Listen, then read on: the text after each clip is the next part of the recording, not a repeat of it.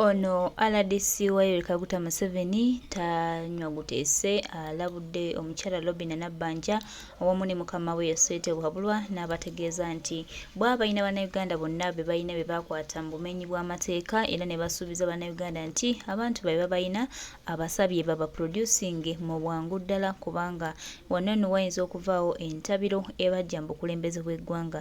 Bannayuganda banyiivu, bannayuganda balina obusungu, bannayuganda beetaaga abantu baabwe abawambibwa abali mu bifo bibatannaba kutegeerekeka abaatwalibwa abo abeeyita abeeyita abakuumaddembe era ng'abantu bano ffenna bannayuganda tukimanyi bulungi nti abantu baffe bangi babuziddwawo. Tetumanyiwo abantu baffe bano gye bali, tugezezzaako banoonya, tugezezzaako okufeefetta buli kimu okulaba nga tufuna abantu baffe naye abantu baffe bakyabuze. Nabbanja avaayo n'atugamba nti alina abantu baffe nene gye buli kati Nabbanja akyalemereddwa okuproducinga abaana b'eggwanga bano. Kino nno kitanudde abantu bangi ng'otaddemu ne His Excellency Kyagulanyi Ssentamu Robert Bobi Wine n'agamba Nabbanja atuwe abantu baffe bwe baba nga ddala bakimanyi nti balina bannayuganda tetulaba nsonga lwaki baba tebawa bannayuganda bantu baabwe era nga wetwogerera kati nga Nabbanja basula bufoofofo awamu n'omumpembe we Yosete Buhabulwa olw'abannayuganda bateeka ku pressure ey'enjawulo nga bategeeza nti twetaaga bantu baffe era nga bannayuganda bali lwedde nnyo okulaba nga balwanira wamu tusobole okufuna abantu baffe abawambibwa gavumenti ya Yosete Buhabulwa abalowooza nti nno buli kimu kyabwe era be balina se esembayo. Tutegeeza eggwanga lyaffe lino nti tugenda funa obuwanguzi bwaffe olaba ne ba RDC Musevnei babadde akitiza nabo batandise omuvaamu, batandise okulaga amazima nti ddala ekikolebwa gavumenti ye si kituufu era batandise evumaganya ebikolwa ebikolebwa gavumenti ya Kaguta Musevnei. Nenga kino tubategeeza nti bannayuganda okusirika kwabwe tembayita basiru, tembayita nti bategeera, tembayita nti ebyo bannayuganda babivaako, bannayuganda tebakyasobola kuyimuka kwerwanirira. Bannayuganda bamanyi kye baagala ate bannayuganda bali lwedde nnyo okulwanira ekyo ekituufu kye balina okulwanira era ne demokrasi waabwe bajja mweddiza singa tunaaba tukwataganidde wamu. RDC ono musiimye nnyo obuteetiitirira okuvaayo nayogera amazima, okuvaayo nayagala eddoboozi lye liwulire, okuvaayo naye nayegatta ku bannayuganda bangi abalaajana, bannayuganda bangi abakaaba abantu baabwe bakomezebwewo, bannayuganda bangi abatunuulidde gavumenti ya Kaguta Musevnei ng'ey'ekitugumbuzi, ng'ey'obubbi era nga etayagala munnansi. Bannange kino kituwa amaanyi ate kituwe ebyokuyiga ebirala bingi nnyo. Tumanye nti bwe tulwanira wamu tusobola okufuna obuwanguzi era bwe tulwanira wamu eggwanga lyaffe lino lisobola okutuuka ku birungi bye tubadde tulwanirira. Tetwetiitirira basajja bano kubanga nabo baba baffe baba tebatwetiitirira. Tuyimuse eddoboozi limu tujja kuba bawanguzi.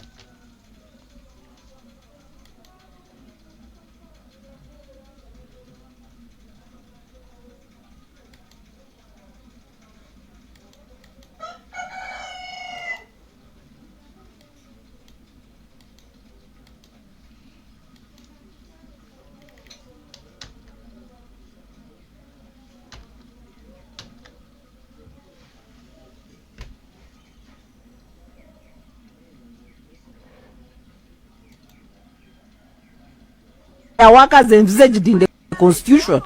They should paralyze the work of the executive until when the act of torturing Ugandans stops, the work of kidnapping Ugandans stopped, because it is the army that is kidnapping Ugandans. What would you do if you're in that parliament that halt debate and halt even the budget? Yes, to make sure that nothing goes. Refuse to suspend the budget until the executive is accountable. That's why the parliament is given these powers. Powers to appropriate, oversight powers, oversight over executive and judiciary, and its main mandate, core mandate, is protection of the constitution. So when they fail to protect fundamental rights and freedoms of the people, then there is no reason why Ugandans should spend money on this parliament that cannot protect and guarantee its rights. Abaye, omukoro ya no manyevu, atenga mu bunyevu we, mugeze bitagambika. ajereze bakinyamata balalekawo kati akaye titulira ebibaka bingi ate byonna ebitategeera na mugaso gwa ebitategeera na mugaso gwabyo mu Parliament ya ggwanga ebitaso omunyiivu ono eyasinzeko ku busungu soka omulalako katini. A normal functioning parliament should have stopped the work of the executive until missing persons are produced. But because we have a tyrant of numbers and we have people whose understanding even of the constitution is in doubt. Sorry to say this on a national radio. But there are some MPs who don't understand the actual work of parliament.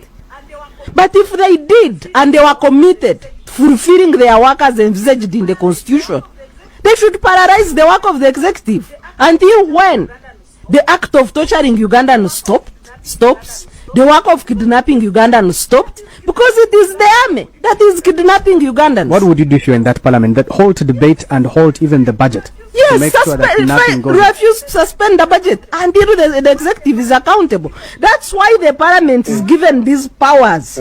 Powers to appropriate, oversight powers, oversight over executive and judiciary, and its main mandate, core mandate, is protection of the constitution. So when they fail to protect fundamental rights and freedoms of the people, then there is no reason why Ugandans should spend money on this parliament that cannot protect and guarantee its rights. Abaye omukoro ya no manyevu atenga mu bunyevu we mugeze bitagambika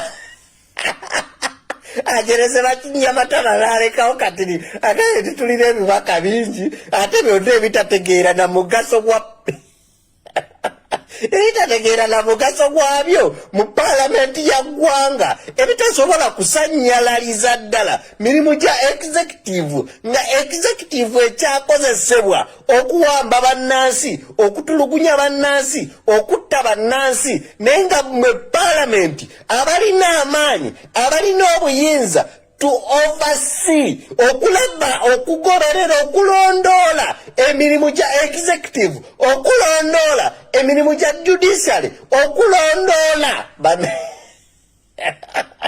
muri omatuddeko butuuzi mujja mu Parliament ensonga muleta mu kinyamatama simanyi yayombye nezzaako ebulumbe we.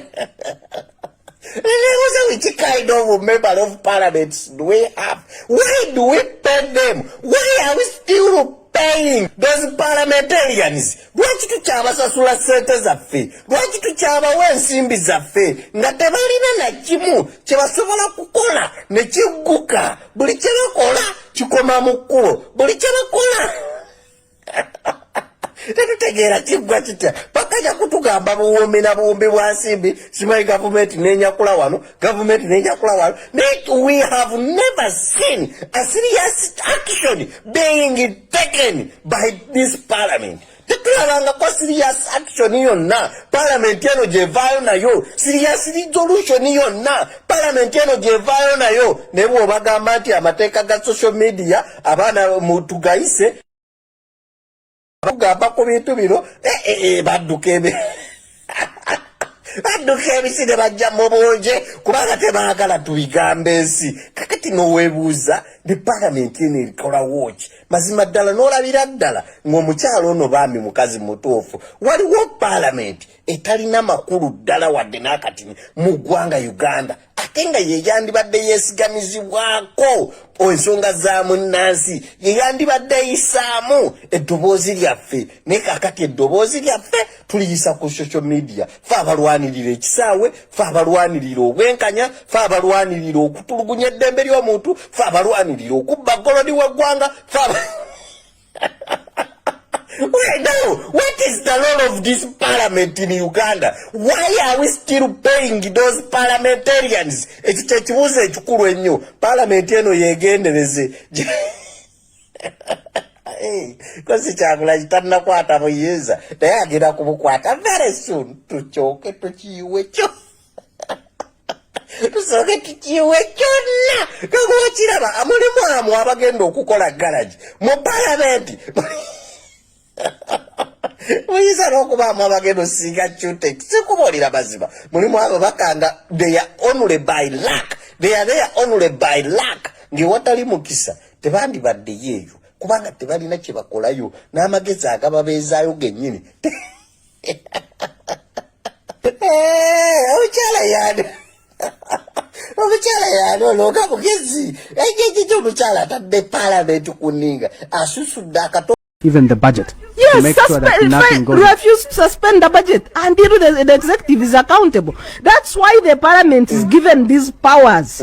Powers to appropriate, oversight powers, oversight over executive and judiciary, and its main mandate, core mandate, is protection of the constitution.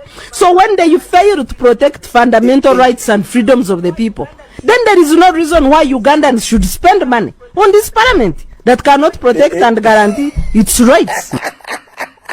Abaye, omukoro ya no manyevu, atenga mubunyevu we, mugeze bitagambika.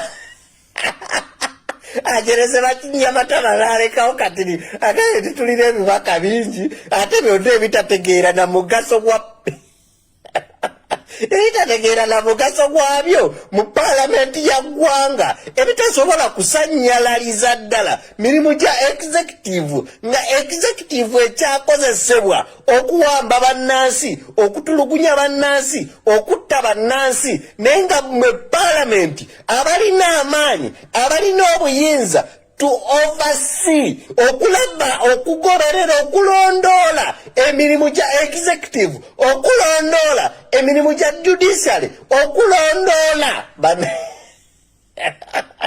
muri omwetuddeko butuuzi mujja mu Parliament ensonga muleeta mu kinyamatama simanyi yayombye nezaake bulumbe we which kind of member of Parliament do we have? Why do we pay them? Why are we still paying those parliamentarians? Lwaki tukyabasasula ssente zaffe? Lwaki tukyabawa ensimbi zaffe nga tebalina na kimu kye basobola kukola ne kigguka? Buli kye bakola kikoma mu kkubo. Buli kye bakola tetutegeera kiggwa kitya bakaja kutugamba buwumbi na buwumbi bwa nsimbi simanyi gavumenti n'enjakula wano gavumenti n'enjakula wano.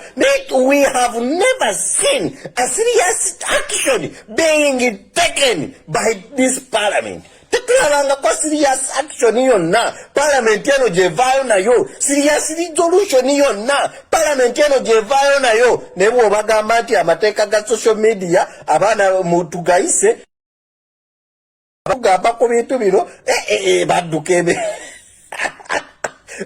ebisine bajja mu bunje kubanga tebaagala tubigambe ensi kakati n'oweebuuza ne Parliament eno erikola woki mazima ddala n'olabira ddala ng'omukyalo ono baami mukazi mutuufu waliwo Parliament etalina makulu ddala wadde n'akatini mu ggwanga Uganda ate nga ye yandibadde yeesigamizibwako ensonga za munnansi ye yandibadde eyisaamu eddoboozi lyaffe naye kaakati eddoboozi lyaffe tuliyisa ku social media fe abalwanirira ekisaawe fe abalwanirira obwenkanya fe abalwanirira okutulugunya eddembe ly'omuntu fe abalwanirira okubba golodi w'eggwanga fe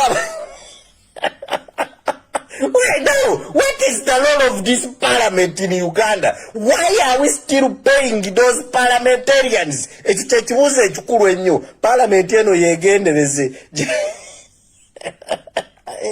Kosi kyagula kitannakwata buyinza naye agenda kubukwata very soon. Tukyooke tukiyiwe kyo.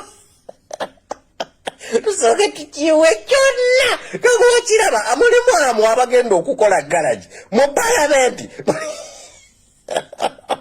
Muyinza n'okubaamu abagendo singa chute sikubuulira mazima mulimu abo bakanga they are only by luck they are there only by luck ngewatali mukisa tebandibaddeyo eyo kubanga tebalina kye bakolayo n'amagezi agababeezaayo gennyini